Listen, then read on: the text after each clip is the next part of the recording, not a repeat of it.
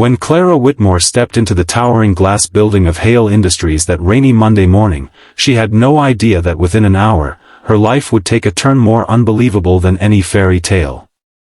She was there for a job interview, nervous, cold, and drenched, but instead, she would receive an offer that no one could prepare her for.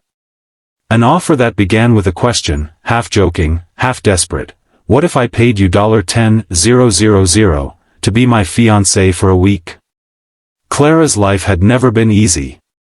A 27-year-old waitress struggling to keep up with rent, taking care of her younger brother after their parents' accident, she knew what hunger felt like, not just for food, but for hope. Every morning, she reminded herself to stay strong, to smile even when her heart ached. When she received an unexpected interview call from the assistant of Rowan Hale, the CEO of one of the city's largest corporations, she thought maybe her luck had finally shifted. She imagined herself answering phones, maybe bringing coffee to executives, anything that could help her pay her bills. But when she entered Rowan's office, she realized this wasn't an ordinary interview. Rowan Hale sat behind a massive oak desk, the city skyline glinting behind him.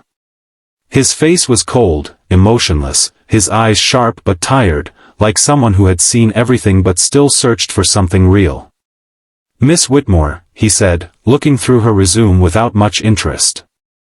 "You don't have corporate experience, but you're confident, punctual, and honest. I need someone like that." His voice carried the weight of authority, but also a loneliness that even his wealth couldn't hide. Clara smiled nervously. "Thank you, sir. I'm a fast learner. I just, really need this job." He paused. His gaze lingered on her face for a moment, not in arrogance, but curiosity. Then he said something so unexpected that Clara almost thought she misheard him. "Actually, I have a different kind of offer." He leaned forward, fingers clasped. "I'll pay you $10,000 to be my fiancé for 1 week." Clara blinked. "I'm sorry, what?" "I know it sounds absurd," he said quietly, almost apologetically. "But my grandmother is ill. She's in the hospital, and she believes I'm engaged. It was a lie I told her months ago to stop her from worrying about my lonely life. Now, she wants to meet my fiancé before his voice broke slightly. He didn't finish the sentence. "If she finds out I lied, it could break her heart. I need someone kind, someone genuine, just for a week." Clara's heart softened. She could see through the armor he wore, the arrogance, the wealth, the walls built around a heart that once knew love but forgot how to feel it. She hesitated. "You don't even know me," she said quietly. He smiled faintly. "Maybe that's the point. Someone real. Not another person who wants something from me." For a long moment, Clara stared at him. $10,000 could change her life. It could pay her brother's school fees, clear her debts, maybe even give her a chance to breathe again. But more than that, she saw something in Rowan's eyes, a loneliness so deep it mirrored her own. She took a deep breath. "All right," she said softly. "I'll do it." That one word changed everything. The next few days were surreal. Clara was whisked away into a world she had only seen in magazines, chauffeured cars, designer dresses, glittering events, and photographers who captured every smile as if it were gold. She stood beside Rowan at dinners, charity events, and in hospital visits, where his grandmother, Evelyn Hale, would hold Clara's hand and call her "my future granddaughter." Evelyn's eyes sparkled whenever she looked at them together, and Clara found herself playing the role so convincingly that sometimes she forgot it was a lie. But the truth was, something real was happening. Beneath the act, beneath the rehearsed gestures and staged smiles, Clara saw Rowan differently each day. He wasn't just the powerful CEO everyone feared. He was a man haunted by the ghosts of a lonely childhood, by a father who had taught him that money could buy everything but love, and by a heart that had forgotten how to trust. One evening, after visiting his grandmother, they sat in silence in the back seat of his car as rain painted the windows. Clara broke the silence first. You really love her, don't you? Your grandmother. Rowan nodded, his eyes distant. She raised me after my parents died. She's the only person who ever believed I could be more than a Hale, more than the name. Clara smiled softly. Then you lied to her because you didn't want to disappoint her. That's not selfish, Rowan. That's love, just in disguise. He looked at her for a long moment, the corner of his mouth twitching in something almost like a smile. You're different, Clara. You don't pretend to be strong, you just are. For the first time in years, he didn't feel like the CEO everyone admired or feared.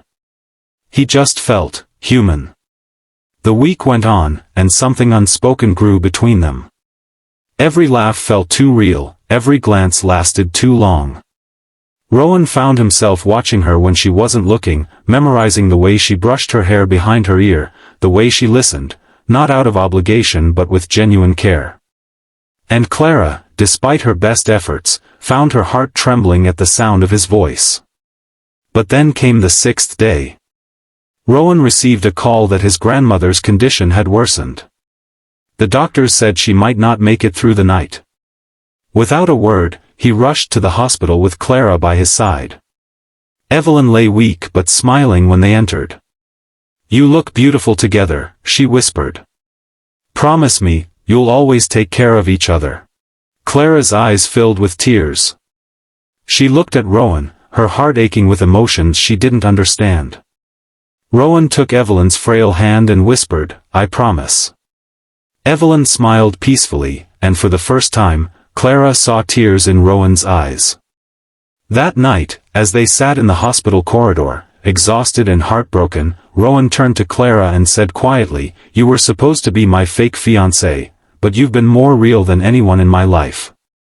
His voice trembled. I don't know what's happening to me, Clara. Before Clara could reply, he reached for her hand. For a long moment, neither spoke. The silence between them said everything words couldn't. If you're feeling this story touch your heart, pause for a moment, hit the like button, subscribe for more stories of kindness, and tell us in the comments, what would you have done if you were in Clara's place? The morning came with heartbreak. Evelyn Hale passed away peacefully in her sleep. Her final words to the nurse had been, My grandson is finally happy. That's all I ever wanted. Clara stood beside Rowan at the funeral, silent tears rolling down her cheeks as he tried to keep his composure. When it was over, he walked away from the crowd, standing by the lake near the cemetery. I never thought losing her would feel this empty, he whispered. Even though I knew it was coming. Clara placed a gentle hand on his shoulder. She left you peace, Rowan. Maybe she knew that you weren't alone anymore.